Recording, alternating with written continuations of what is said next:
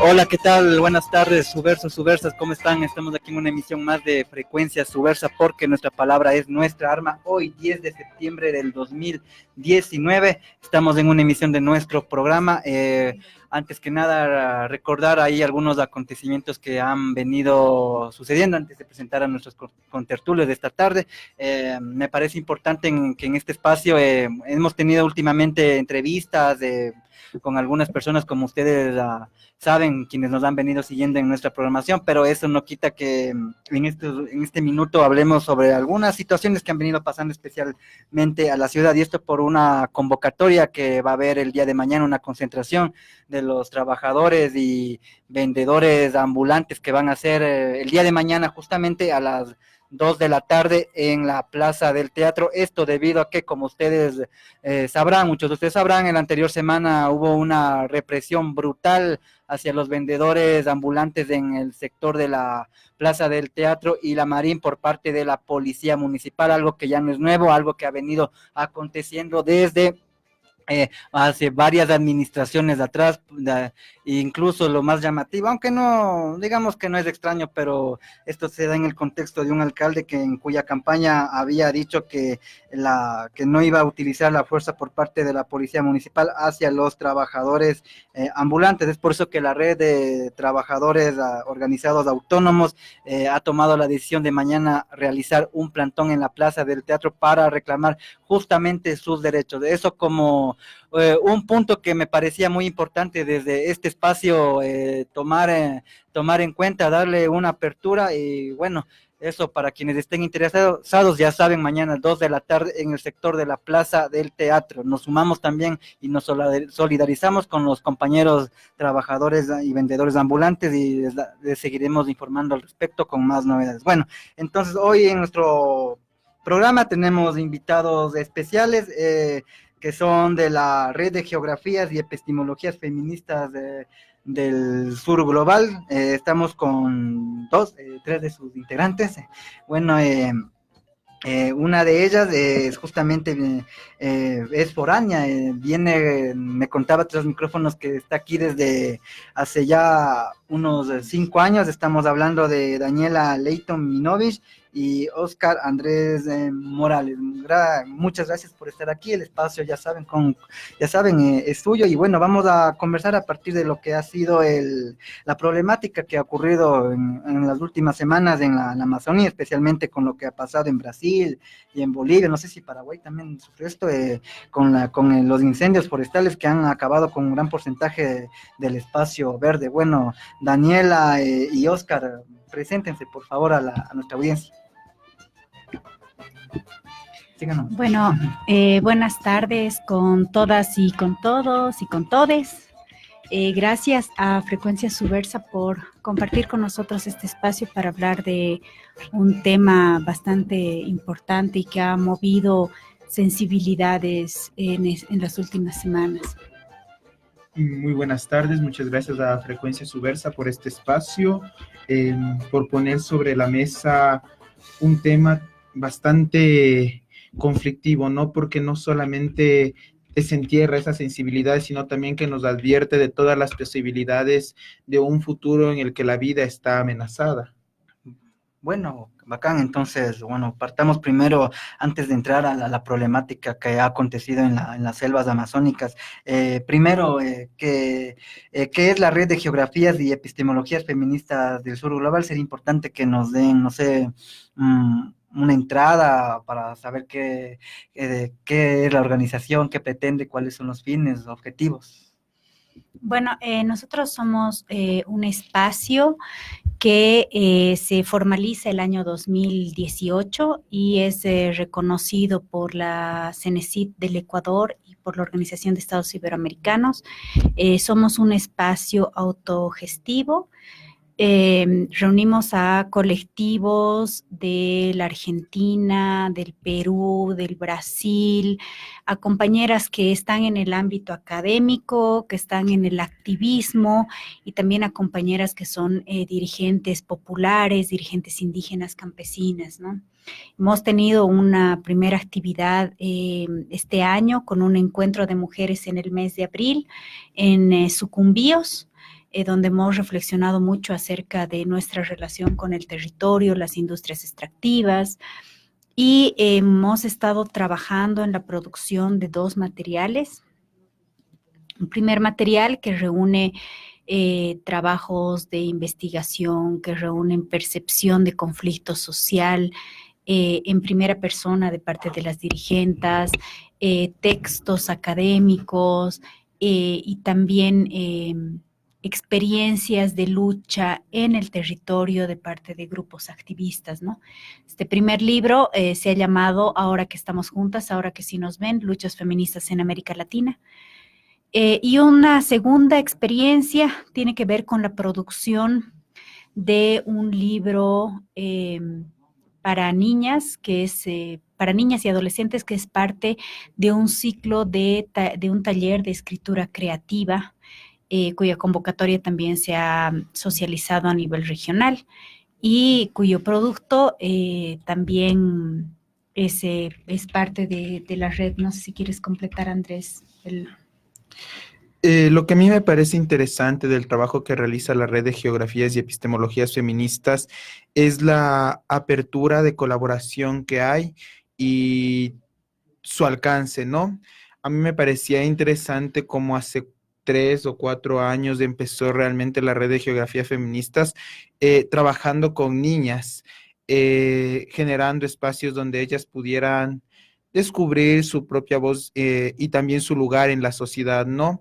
Enseñándoles que su rol en la sociedad no es el de ser mamá, sino que tienen otros aspectos. Ha realizado varios talleres como para niñas, como mujeres en la ciencia, mujeres en el arte, y a través de estos talleres las niñas han tenido un acercamiento a otras formas de vivir, a otras formas de sentir, a otras formas de expresar, que tal vez no lo tienen porque están en un entorno dominado por los medios de comunicación masiva que les venden una forma de ser mujer.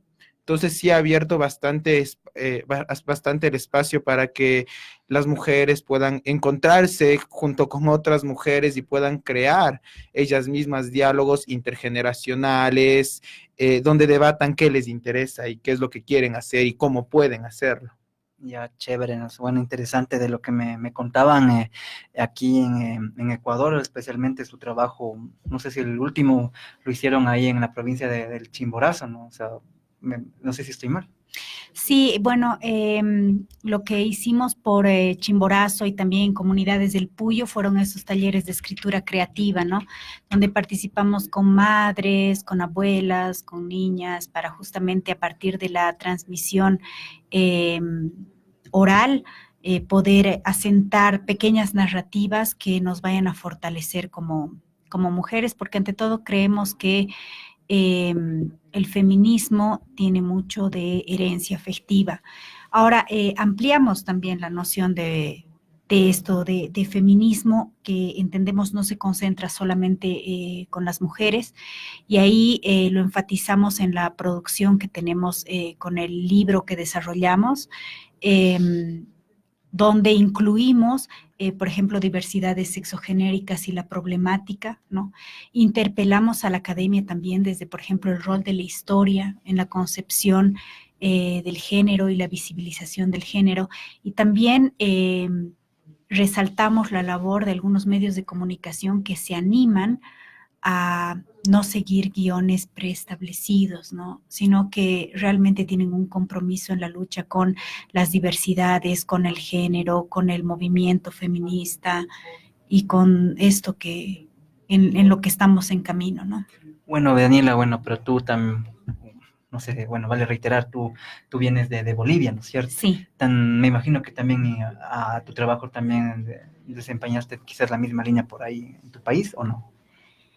Sí, yo tengo un recorrido personal bien diverso, ¿no? He estado muy de cerca con pueblos indígenas en Bolivia, directamente involucrada con la defensa de el TIPNIS, ¿no? Que fue un conflicto emblemático que estaba rebasando los derechos a la existencia de 3 pueblos indígenas en esa zona demarcada. Y mi camino con el compromiso y la lucha social, o sea, si es que hacemos una síntesis rigurosa, digamos, va desde los 12 años. O sea, desde los 12 años que estoy metida en esto de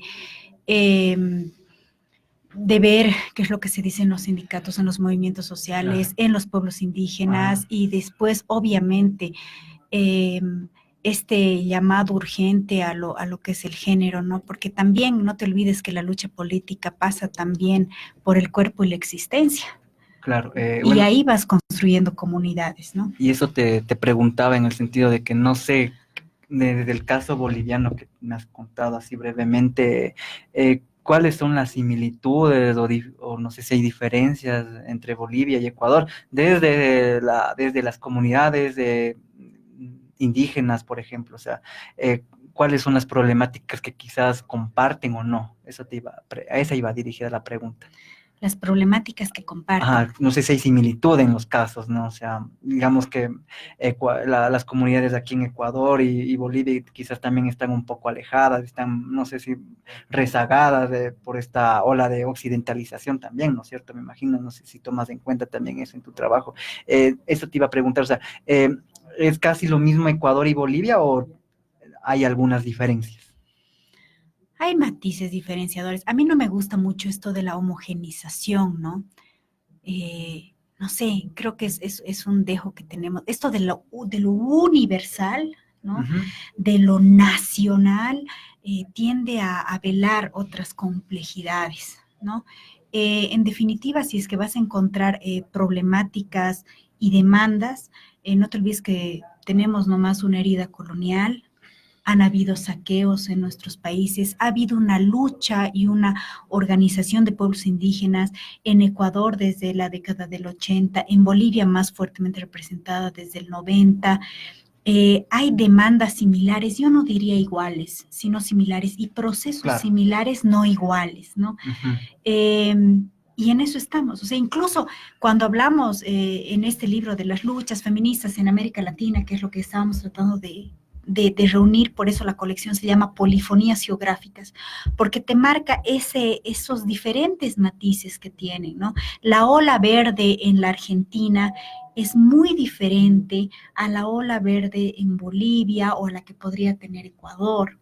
Y eso no quiere decir que una sea mejor ni peor, no. O sea, cada una tiene un propio tránsito y un propio también el proceso de asentar las consignas, de hacer la conciencia social dentro de un contexto histórico determinado, de implosionar y de, sí, por supuesto, afectar con el viaje de conocimiento a unos otros, inspirar, fortalecer, ¿no? Y es que te pregunto también porque, bueno, se dice también que los levantamientos que hubo a inicio de siglo, no sé si estoy mal allá en Bolivia, por parte de movimientos indígenas, desembocaron como uno de sus consecuencias de que, por ejemplo, Evo Morales llegue a la presidencia. No sé si estoy mal. Quizás ahora aprovechando que tú vienes de ahí, de dicho país, ¿qué tan cercana es la relación de Evo Morales con los movimientos indígenas? ¿Es realmente como él mismo lo dice o solamente igual terminan siendo actores utilitarios con un fin electoral? Hay un largo legado de lucha, de los instrumentos para el cambio y de todo lo que significó en su momento para nosotros como bolivianos el movimiento catarista y el movimiento indigenista, Exacto. ¿cierto? Evo Morales encuentra un ensamble, ¿no? Que se llama Movimiento al Socialismo, ¿no? Que reúnen varias fracciones, grupos de intelectuales, algunos grupos indígenas, él mismo, y que inicia un viaje a partir de la legitimación y la bandera de la lucha de octubre, ¿no? Octubre del 2003 para nosotros fue altamente significativo, fue la guerra por el gas, ¿no? Fueron demandas concretas de la anulación de los procesos de privatización, de la demanda de nacionalización, y de el eco de demandas de movimientos sociales, de organizaciones indígenas que exigían el reconocimiento de una autonomía indígena también, ¿no? Sintetizar toda la figura de Evo Morales es un poco arbitrario. Creo que es mucho más complejo que esto. Ahora, la agenda política administrativa de su gestión es otra cosa, ¿no? Él ingresa al gobierno con un eje programático pro-pachamámico, ¿no? O sea, de defensa de la madre tierra y todo esto. Y por otro lado, no cambia y no tiene la intención de cambiar un modelo de desarrollo potencialmente extractivo. Bueno, casi igual que aquí, más o menos. Digamos que aquí también en Ecuador, en los 90 tuvimos una lucha importante. Y uno de igual de las consecuencias o que pasó fue, por ejemplo, la creación de un partido político como Pachacuti. Pero lo llamativo fue que, claro, eso digamos fue en los 90, ¿no? Al 95 fueron las elecciones y este partido pone a un candidato que no era realmente indígena, sino era mestizo, incluso accionista una empresa importante de supermercados de aquí. O sea, digamos que en ese sentido el patrón no varía. No sé qué tú opines.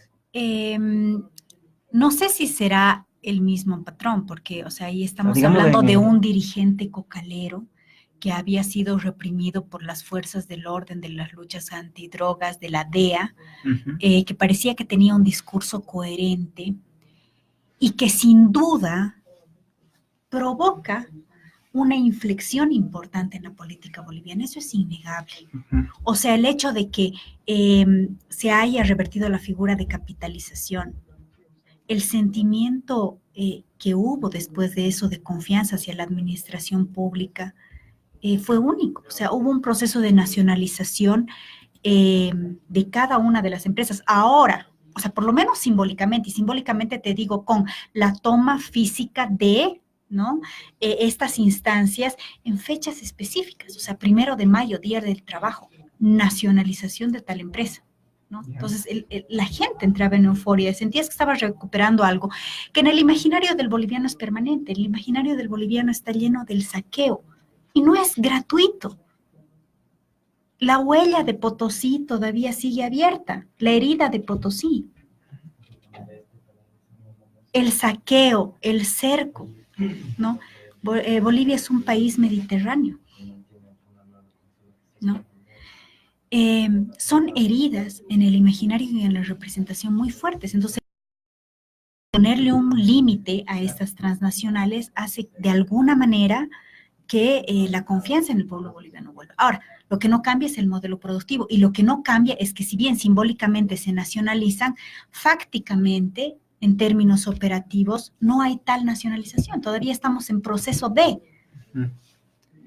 Es mucho más complejo. Claro, y ¿no? bueno, importante que nos aclares de esos puntos, ¿no? Igual de un país también que ha tenido un proceso político muy, muy complejo también de entender, ¿no? De estos procesos que estos países como Ecuador, Colombia, Bolivia, van transitando y que es necesario, aprovechando que tu presencia aquí, que también nos expliques lo que ha significado esto en Bolivia con Evo Morales y estas luchas también, estas luchas de movimientos que ha habido ahí. Y bueno, tú me quedo con eso, ¿no? De que quizás no se ha cambiado no sé si a la agenda de productivo, del extractivismo, y esto como consecuencia tiene también estas lamentables incidentes que han pasado, ¿no? Como los incendios en la Amazonía, ¿no es cierto? Y que es justamente el meollo de la conversación que íbamos a tener hoy día. Entonces, ahora sí pasemos pues a este tema, ¿no? De los incendios en el Brasil, especialmente donde realmente ahí es donde fue el espacio importantemente atacado por las llamas ¿cuál es tu interpretación frente a este lamentable hecho en la Amazonía que ha comprendido territorios como el Brasil y el boliviano? La anterior semana he estado en una conferencia donde se presentó Marina Silva, una de las mujeres más importantes en términos de defensa de la Amazonía en el Brasil. Estamos hablando de una mujer que logró reducir la tasa de deforestación en la Amazonía hasta en un 80%, ¿no? Y al final casi del conversatorio yo le preguntaba sobre los intereses de las élites y la posibilidad real de frenar estas élites. No sé si por la diversidad de asistentes y múltiples preguntas que habían al final del espacio no me respondió, pero yo creo que no es un asunto menor. O sea, no nos podemos quedar solamente para analizar este aspecto en la figura administrativa de un Bolsonaro, que es desde ya un fascista peligroso, simplón, ¿no? Con los intereses de todo un proyecto de élite que no es nueva. Estamos hablando de una élite paulista que ha gobernado el monstruo del Brasil durante muchísimos años, ¿no? Y que tiene estos intereses transnacionales, madereros, ganaderos, soyeros, agroindustriales, con una interpretación particular de lo que es el espacio amazónico, ¿no? Y de lo que es la tierra en general. Y que no es loco pensar que también viene de la mano, pues, con el apoyo también de la religión, ¿no? Si tú te fijas en los proyectos de este monstruo del Pare de Sufrir y estas otras iglesias que tienen un enfoque más neopentecostal, la mirada que tienen del uso del espacio y de la naturaleza tiene que ser a favor de la explotación y de la generación de porvenir.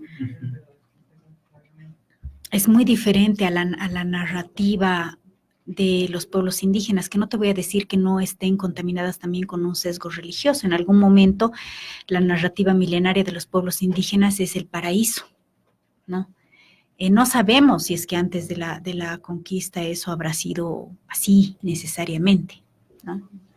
Son estos imaginarios los del territorio que hacen que para algunos sea completamente justificable arrasar con la vida y para otros sea una actitud completamente irresponsable y deleznable, ¿no?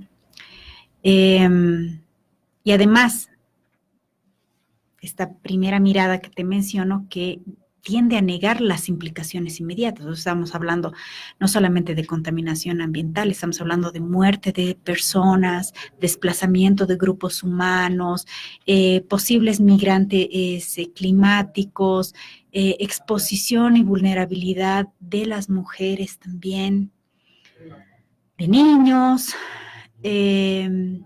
Estamos hablando de una política capitalista a la que no le interesa la vida del otro, sino le interesa acumular más capital.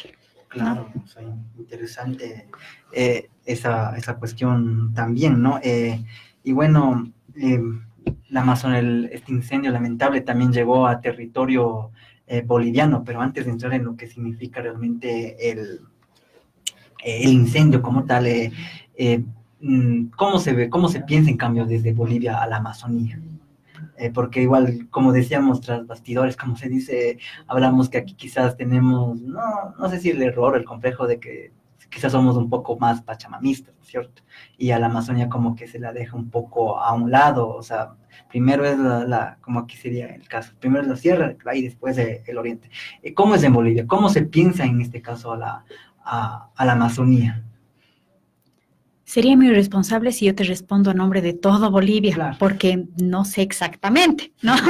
Pero puedo intuir algunas cosas.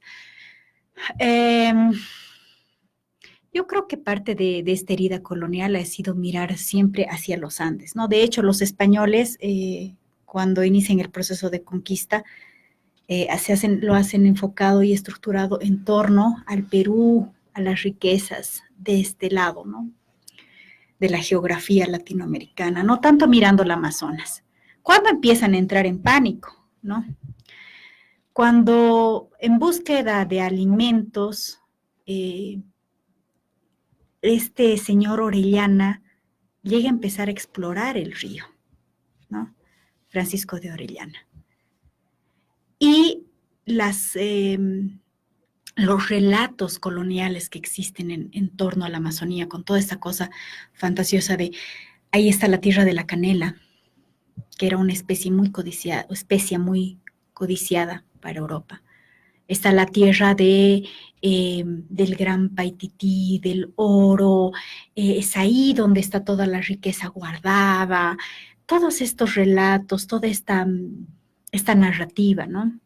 Incluso esta narrativa de estas mujeres que se comían a los hombres, que lanzaban flechas desde los aires y que las llamaban las amazonas, ¿no es cierto?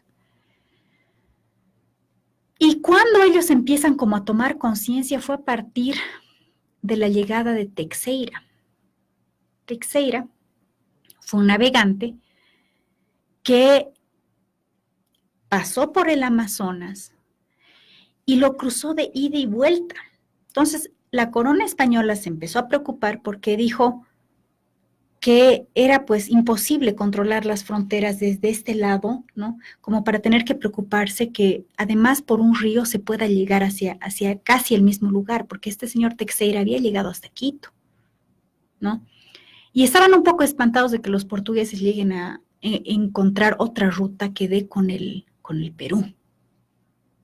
Fue un tema geopolítico ahí. Lo mandaron de vuelta y Teixeira no tuvo ningún problema en encontrar un punto que ahora sabemos que es tripartito para declararlo para la corona portuguesa, ¿no? Hoy ese lugar se conoce como las Tres Fronteras.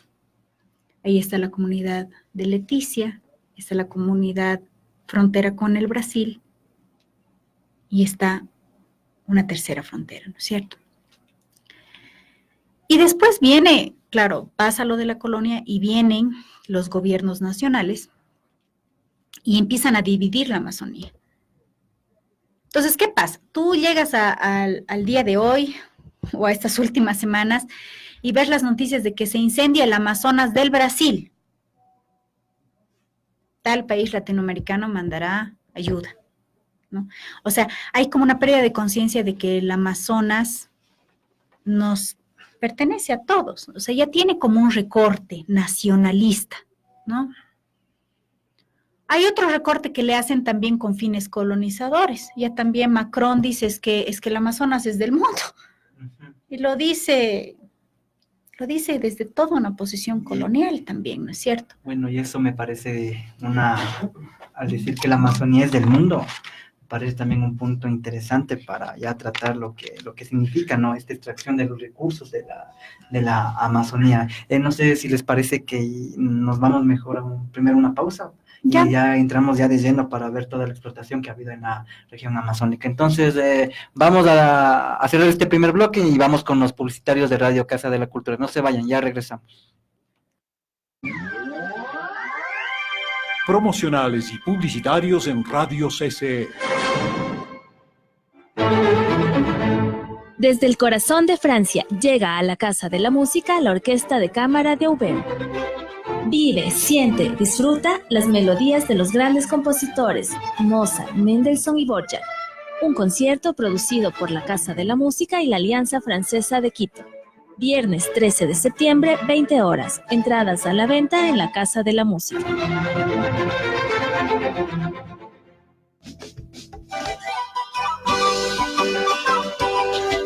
Pasarela, propuestas, modelaje, debates y cosmovisión andina. Todo en News de Ecuador 2019. Este 13 de septiembre, la belleza de los pueblos y nacionalidades de la costa, sierra, Amazonía y Galápagos estarán presentes en Ñusta Ecuador 2019. Venga al Ágora de la Casa de la Cultura Ecuatoriana y conozca la lengua, la cultura y la belleza de las 15 candidatas que van rumbo a la banda Chumbi. Se elegirá a Ñusta Andina, Alpayacu y Nina Guaira. Viernes 13 de septiembre, 20 horas. Teatro Ágora de la Casa de la Cultura Ecuatoriana. Ñusta Ecuador 2019. Un certamen diferente.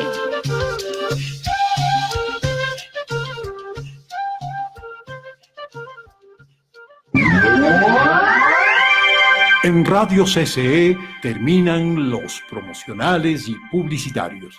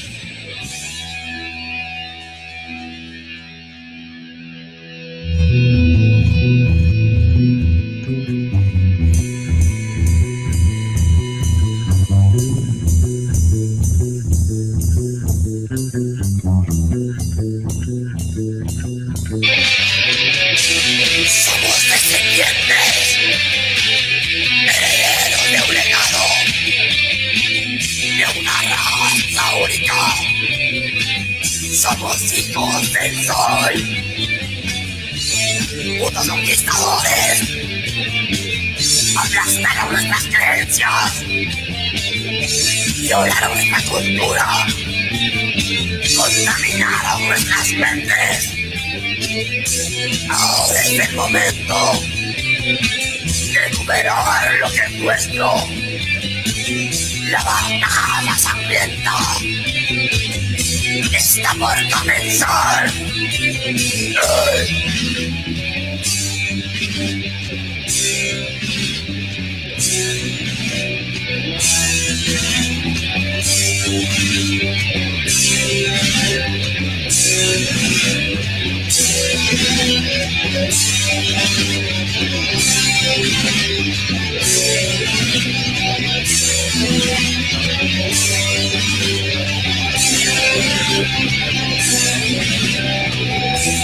Vemos una vez más los pueblos latinoamericanos bajo el mando de Pachacama. Somos llamados del Estado.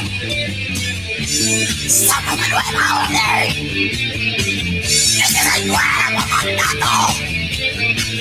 Recuperemos nuestra cultura. Es momento de triunfar.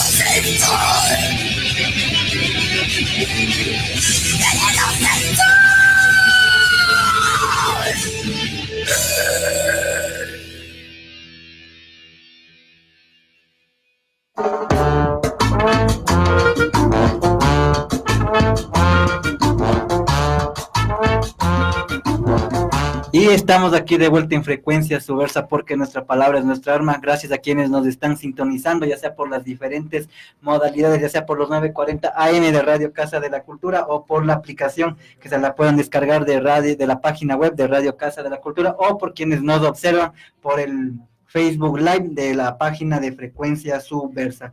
Y bueno, antes que nada, el tema que estábamos escuchando es de la banda sangolquileña de Black Thrash Metal, Padrax Attack, cuyos integrantes hicieron el lanzamiento de su primer material discográfico el día sábado en la localidad de Sangolquí. Su primer álbum debut es el álbum Sangol Killers, aquí lo pueden ver. Para quienes no sabían, nuestro compañero Mateo es el bajista de dicha banda y se pueden contactar con él si quieren el material de la banda, Sangol Killers, o pueden escribir ahí a Frecuencia Subversa también, ahí podemos facilitarles la entrega del material discográfico de la banda Padrax Attack. Y bueno, continuamos con la conversación con nuestros invitados y no sé, me gustaría arrancar en este bloque a partir de lo que Daniela había mencionado, parafraseando lo que había dicho el presidente de Francia, Macron, ¿no? De que la Amazonía es de todos, y en la pausa conversábamos, pero la Amazonía es de todo el mundo, pero ¿en qué sentido, no? Y hablábamos de que quizás como ser el espacio para extraer todos los recursos naturales y convertirlos en materia prima.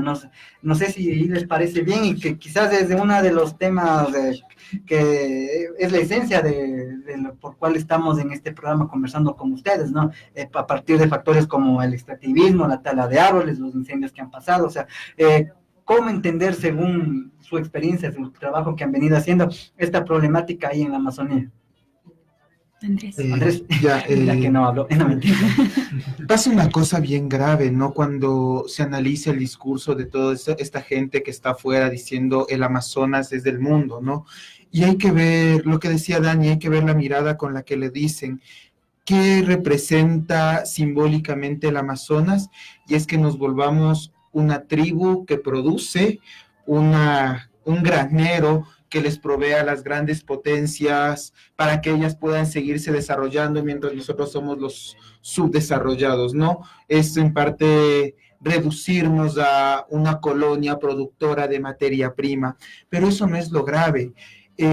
Cuando Macron dice que la Amazonía es nuestra, me preocupa realmente es preocupante un tema que ya lleva algunas décadas, ¿no? Y es el de la deuda ecológica ambiental que tienen hace algunos años atrás se venía hablando de la democratización de la contaminación ambiental, que equivalía a decir que todos los países en el mundo son responsables de la contaminación por igual. Y asustaba porque países tan pequeños como el Ecuador o Bolivia no tienen los niveles de contaminación que tienen las grandes potencias como son China, Estados Unidos. Y claro, luego tenemos los últimos acuerdos que son los de... Se me fue. Bueno, tenemos la última firma de acuerdos del medio ambiente, la firma de acuerdos de París. Tenemos los últimos que dicen que cada país tiene que hacer esfuerzos por reducir la contaminación según la produce, pero esto nos lleva a otro problema, y es de la simbología que tiene ahorita el daño causado por el Amazonas, de una derecha política procapitalista, proempresarial que se está moviendo en el mundo.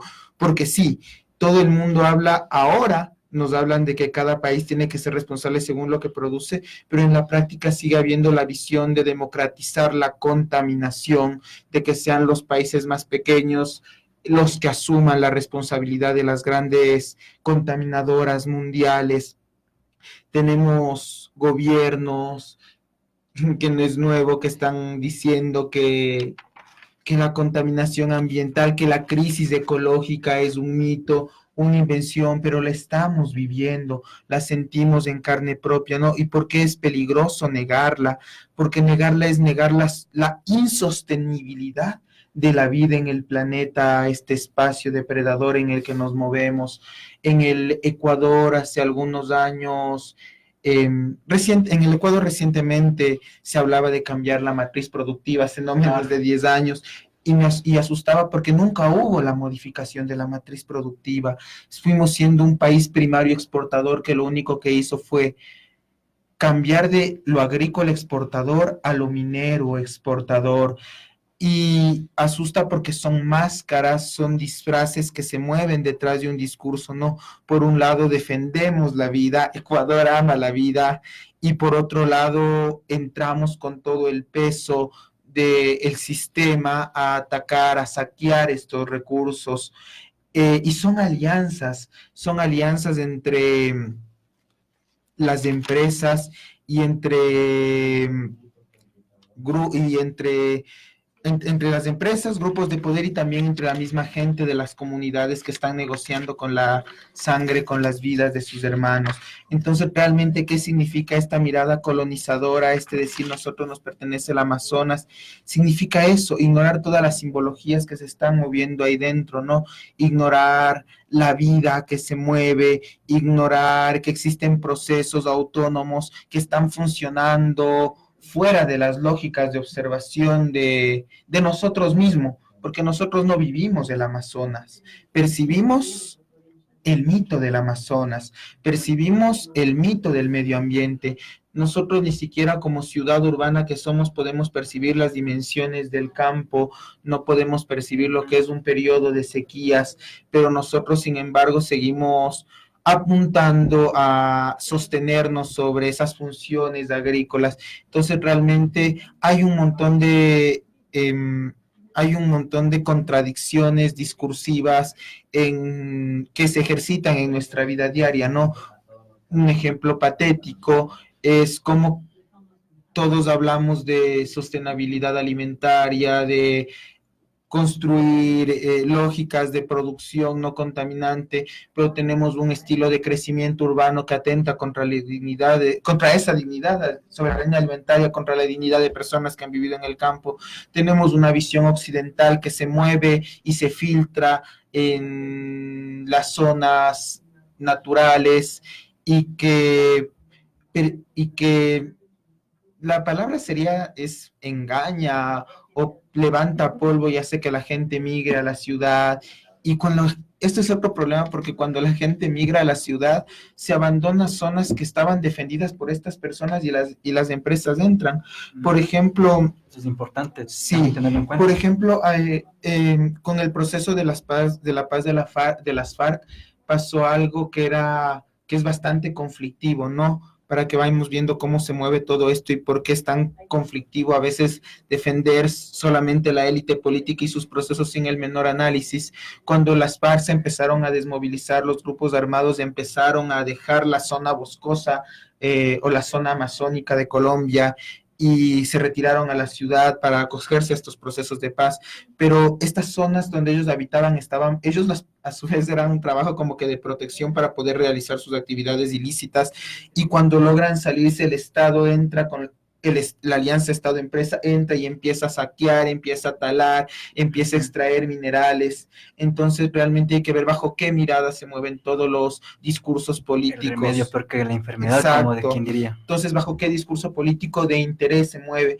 Por eso es importante cuando Dani dice son intereses capitalistas, porque toda acción tiene un interés ahí escondido que busca favorecer a un grupo de poder, ¿no? Y que a la larga termina vulnerando no una vida de un sector, sino la vida colectiva, la vida del universo. Ahorita tenemos este problema del Amazonas, se tala y... yo decía hace días a alguien así, esto súper empírico, ¿no? Siento el aire más denso, siento Dicen, no, pero es que es verano. Y digo, no, yo siento el calor que se me atora en la garganta. Y pensaba que cuál puede ser. Luego ya no decía, ¿cuál será la influencia? ¿Será que la quema, los incendios tienen que ver algo así? Y pensaba, claro que tienen que ver a la larga. Si es que el aire entra, golpea. No soy ingeniero forestal, como decía Dani, pero si se eliminan barreras naturales, se conflictó la ciudad. Por ejemplo, yo tenía un profesor que me explicaba de ecología cuando estaba en el colegio, que explicaba cómo la tala en el Perú había hecho que las zonas de Quito, que las zonas ecuatorianas se vuelvan más frías, ¿no? Uno pensaría que lo que pasa en otro país no nos afecta, y decía, es que se eliminó esa barrera natural, el aire del Atlántico ahora golpea duro. Entonces, hay que ver cómo realmente este conflicto de democratizar la deuda y responsabiliza a los gobiernos, que son los que toman las decisiones, y también cómo nos irresponsabiliza a nosotros como individuos y como colectivos, porque aterra la visión que nosotros adoptamos o la mímesis que hacemos de los discursos políticos, de pensar que sí, hay que hacer productivo el Amazonas porque si no, no se come, cuando hay otras dinámicas que podrían adoptarse, hay otras formas de vida que no estamos viendo o no estamos queriendo ver. Claro, es directamente, coincido mucho con lo que dice Andrés, es directamente el modelo de patrón, ¿no? Es un modelo desarrollista, productivo, extractivista, y es un problema con muchas aristas y muchas complejidades. O sea, también podríamos hablar de los intereses de China en todo esto, ¿cierto? Y la nueva ruta de la seda, ¿qué es lo que significa? Significa la dotación de infraestructura a varios países de América Latina. ¿Para qué? Para seguir extrayendo recursos naturales. China está almacenando minerales, está consumiendo gran cantidad de productos maderables, etcétera. Y esta franja y ruta y el proyecto de la nueva ruta de la seda tiene también intereses geopolíticos clave, importantes, ¿no? A eso si le sumamos la deuda que han adquirido varios países de la región, estamos hablando de Panamá, Uruguay, Chile, Bolivia, Costa Rica, Cuba, Perú, ¿no? Ecuador, con la China, ¿no? En pleno suceso de los incendios, cuando Bolivia desnudó su poco interés en declarar desastre natural y en demandar ayuda internacional, cuando sabíamos que no teníamos ni siquiera los equipos para los bomberos, que estaban apagando el fuego de una forma artesanal completamente, en pleno escenario caótico de comunidades de Lizoso que fueron alcanzadas por el incendio, de un parque Cailla que se incendió y que había mucha preocupación por toda la biodiversidad y también por todos los pueblos principalmente el pueblo ayoreo pueblos que viven dentro de los parques. En medio de todo eso, se anuncia muy campantemente la primera exportación de carne a China de parte del gobierno boliviano, ¿no? Esta intención concreta del gobierno boliviano de no querer atender incendios que casualmente se dieron cerca a parques nacionales y comunidades indígenas, desnuda los intereses de un sector político importante en miras de las elecciones, y es el sector cocalero, ¿no? No es la primera vez que el movimiento del socialismo lo que hace es relocalizar grupos humanos importantes hacia zonas de frontera como una estrategia para construcción y fortalecimiento de Estado. Bolivia tiene concentración poblacional generalmente en ciudades y pueblos cercanos al área urbana, pero no tanto en áreas de frontera, justamente porque nuestra topografía es muy difícil, ¿no?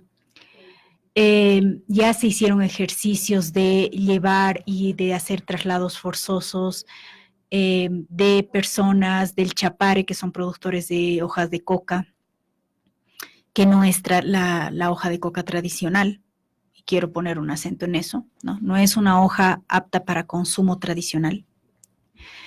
La hoja de consumo tradicional se sitúa en los yungas. Esta es la hoja del chapare.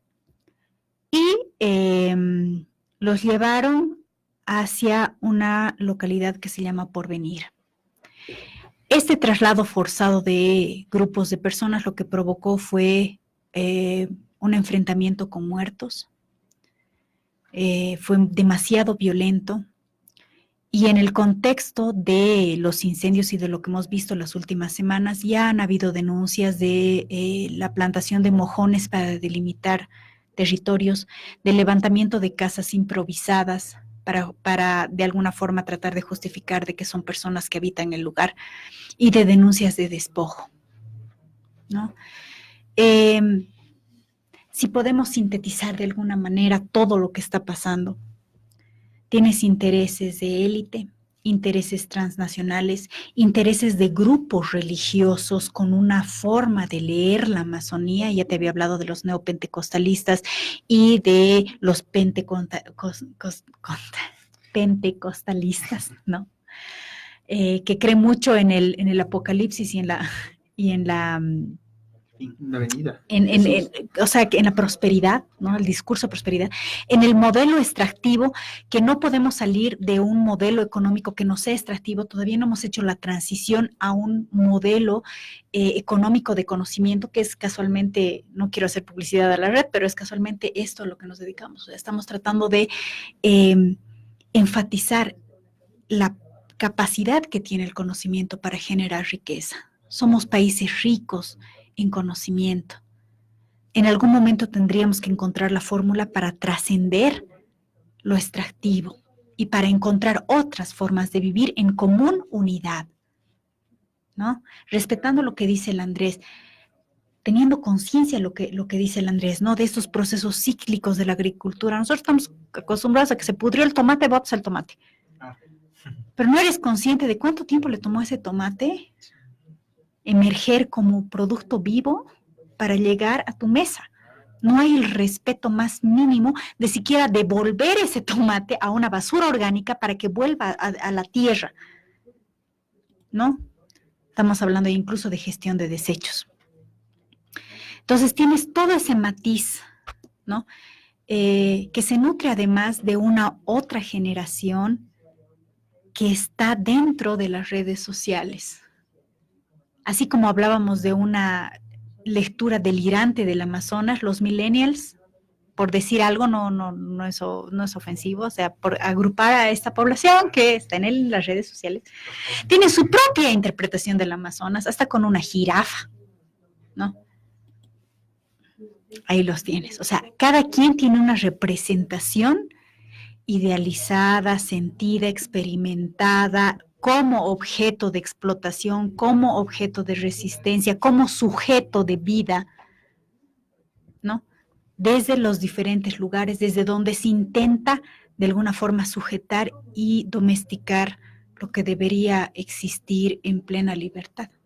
Muy interesante toda esa explicación, ¿no? De cómo ahora se ve esa visión, como quienes dirían los grandes teóricos sociales, esa visión que se da en este caso a la Amazonía a partir de la modernidad, ¿no? No ver a la Amazonía como la Amazonía, ¿no? Sino como el producto de extracción de materia prima, ¿no? Para los fines que se necesiten este sistema económico, básicamente. Y bueno, rápidamente reseñando esta violencia del capital sobre el ser humano también acontece aquí mismo en Ecuador, no ha acontecido con las petroleras, ahora con las mineras, pero creo que lo importante es que siempre habrá grupos que estén ahí frente a la resistencia. Me parece que siempre habrá gente que esté haciendo, como decimos, el aguante para que estas grandes empresas de alguna manera no pasen en los territorios, y me parece que eso también es importante quizás anotar, ¿no? A pesar de que es poco el esfuerzo, pero me parece que también es importante tener grupos que estén ahí en la resistencia. Ya para finalizar, porque ya nos están diciendo que no sé, ¿tienen algo más que agregar ya para ya despedirnos del programa? No carguemos en las espaldas de los compañeros indígenas comunarios toda la responsabilidad de la humanidad, porque eso también es violento. La responsabilidad es de todos. Así es. Y más que nada, esta responsabilidad también tiene está por parte nuestra de interpelarnos entre nosotros mismos, ¿no? Aceptar que hay una negación de la vida en el Amazonas. Esa misma visión de modernidad que decías que censura las vidas que no son productivas, ¿no? Siempre cuando ella decía que se les... decía algo de las personas que habitan Bolivia, yo pensaba, aquí en Ecuador hemos negado la vida, ¿no? Cuando estábamos en el Amazonas negábamos la existencia de contactados, y en Brasil ahora peor se dice que los indígenas son animales. Creo que nuestra responsabilidad está en en interpelar a quienes niegan esa vida y actuar desde acá para que se evidencie que sí están y que nosotros también resistimos. Y bueno, entonces, gracias a ustedes, Daniela y, Daniela, Oscar, disculpas, gracias por estar aquí presentes de nuestro programa. Importante lo que nos han dicho frente a esta coyuntura que han representado los incendios en la Amazonía. Ve, aviso publicitario, ahí en el primer librito que sacamos hay dos compañeras, Carmen Seco, que escribe sobre la maternidad, el matriarcado desde la Amazonía ecuatoriana, un artículo bastante lindo, y una compañera del Brasil, Janaina de Alencar, que escribe sobre el parto desde la Amazonía.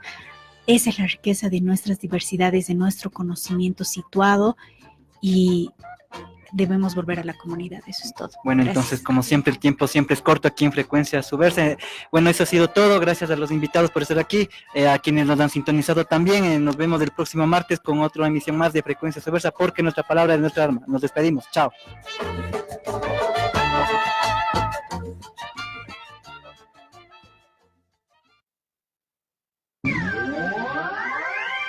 Promocionales y publicitarios en Radio CCE. El grito de las comunidades, la inocencia de los niños, la timidez de los jóvenes, el llanto de los ancianos, de las aves y de los árboles que no volverán a crecer, se plasman en la exposición Extracción de petróleo en zonas vulnerables, Yasuní, Ecuador y Lofoten, Noruega, de la artista Mercedes Cachago. La muestra estará a su disposición de lunes a viernes, de 8:30 de la mañana a 5 de la tarde, en las salas Eduardo Kingman, Osvaldo Guayasamín y Miguel de Santiago. Bienvenidos, la entrada es libre. 75 años de llevar el arte y la cultura a la comunidad. 75 años de la Casa de la Cultura Ecuatoriana Benjamín Carrión.